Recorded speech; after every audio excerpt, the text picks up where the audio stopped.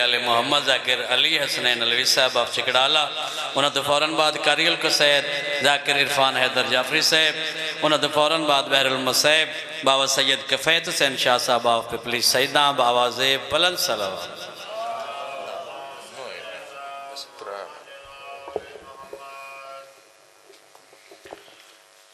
इल्तमास-ए-दुआ बराए ज़हूर हुज्जत खुदा बिस्मिल्लाहिर्रहमानिर्रहीम अल्लाहुम्मा कुल्लि वलिय्यिकल हुज्जत बिनिल्लाह हसन सल्लवातुका अलैहि व अला आबैहि फ़ी हाज़िहि सात व फ़ी कुल्लि सात मिन साअतिल लैल वन नहार वलिय्यम व हाफ़िज़म व क़ाइदम व नासिरम व दलीलम व इन्नम हत्ता तुस्किनहु अर्ज़क़ातन व तुमत्तिहु फ़ीहा तवीला या रब्बा मुहम्मदिन व आले मुहम्मद सल्लि अला मुहम्मदिन व आले मुहम्मद वाजल फ़र्ज कायम आले मोहम्मद। सारे सहबान मिल के सलावात।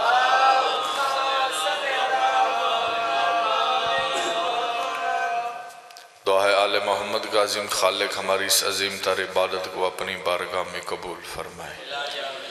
रब कौनैन शहज़ादी कौनैन के सदक़े जितने भी हाथ दहलीज़ सैयदा से खैरात वसूल करने के लिए आए हैं, मेरे मालिक सखी अब्बास कटो बाजुम का सदका कोई भी हाथ खाली वापस न जाए। मेरे मालिक बनियान के खर्च खर्जात लंगर न्याज अपनी बारगाह में कबूल भी फरमा और मंजूर भी फरमा। इस मजलिस के सवाब इस घर के जितने मरहूमीन इस जहान फ़ानी से चले गए उनके नाम अमाल में दर्ज फरमा। मालिक अल्लाह इस मजलिस के सवाब जितने हाज़रीन मोमिनीन तशरीफ़ फरमा है उनके मरहूमीन के नाम अमाल में दर्ज फरमा। मालिक अल्लाह जितने मोमिन बेरोज़गार हैं सदका इमाम रज़ा बादशाह की नाला ने पाक का वसी रिज़्क़ हलाल अता फरमा। मेरे मालिक जितने मोमिन बेगुनाह कैद हैं तुझे वास्ता इमाम मूसा काज़म की कैद का जल्द जल्द रिहाई अता फरमा। मेरे मालिक उस वक़्त तक किसी भी अली वलीउल्लाह पढ़ने वाले की आँख मौत के लिए बंद न हो जब तक हुसैन के नूरी महल की ज़ियारत न कर ले। हमारी सबसे बड़ी दुआ हमारे वारिस हकीकी हुज्जत खुदा इमाम ज़मन सरकार का जल्द जल्द ज़हूर फरमा। तमाम दुआओं की कबूलियत के लिए सारे सहबान मिल के सलावात।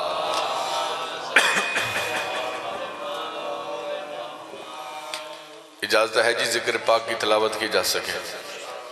इंतहाई मुख्तसर सी हाज़री इसी मिद्दत के लिए बड़ा तवील सफ़र करना है। बाबा जी को हुक्म था, उनके हुक्म की तामील हो गई। गुजारिश करूँगा सादात गैर सादात तशरीफ़ फरमा है। बाबा जी ज़िक्र में बैठ के बोलना तो दूर की बात है, फ़कत सांस लेना भी इबादत है। आगे आप खुद फैसला करें। बाबा जी जिस ज़िक्र में बैठ के सांस लेना इबादत हो उसी ज़िक्र में अगर इंसान की ज़ुबान हरकत कर पड़े तो कितनी बड़ी इबादत हासिल होगी। अपने आप को कम न समझिएगा।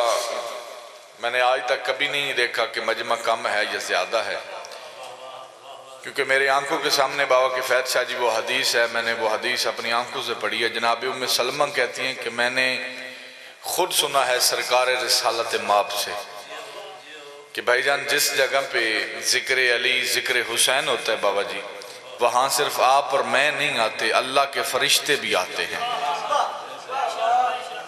अल्लाह के फरिश्ते भी आते हैं। तो मलंग साईं आते हैं तो करते क्या है जी, तमाम मोमिनीन को घेरे में लेते हैं। जब जिक्र बाबा जी ख़त्म होता है तो मलाइका अर्श पे जाते हैं। बाकी मलाइका पूछते हैं आपसे जो खुशबू आ रही है ये फरिश्तों वाली नहीं है, आपसे जो खुशबू आ रही है ये मलाइका वाली नहीं है। वो कहते हैं हम जमीन पे गए थे, वहां एक कौम जमा थी, उनकी खुशबू हमसे चिमट गई है, उनकी खुशबू हमसे चिमट गई है। अब बाकी मलाइका कहते हैं फिर इस तरह करो, हमें भी उस जगह पे लेके जाओ। वो कहते हैं वो महफिल खत्म हो गई, वो मजलिस खत्म हो गई, मोमिनीन घरों को चले गए। वो कहते हैं अगर लोग घरों को चले गए तो हमें उस जगह पे लेके जाओ जहां वो मजलिस हो रही थी। वो कहते हैं वहां जाके करोगे क्या? वो कहते हैं वहां जाके अपने पर मस करके वापस आ जाएंगे। यार वहां जाके हम अपने पर मस करके वापस आ जाएंगे। आपने तवज्जो मेरी जानब रखनी है।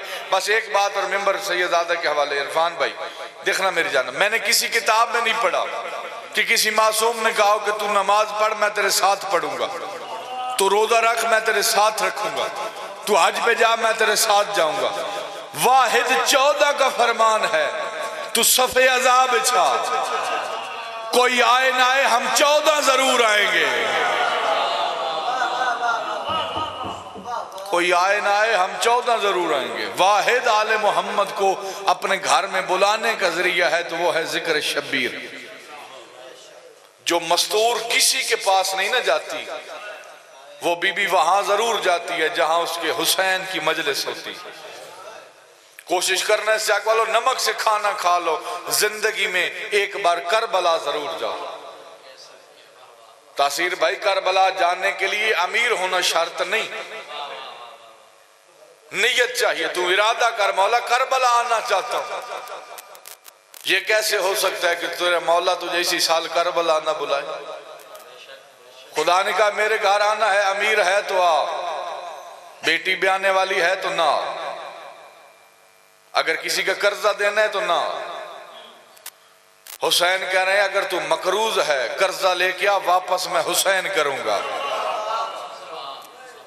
खुदा ने अपने घर में जिसको भी बुलाया है वो अमीर हो। खुदा ने कहा कि अमीर है तो मेरे घर आ। हुसैन कह रहा है तू गरीब है, कर्जा लेके आ, वापस मैं हुसैन करूं।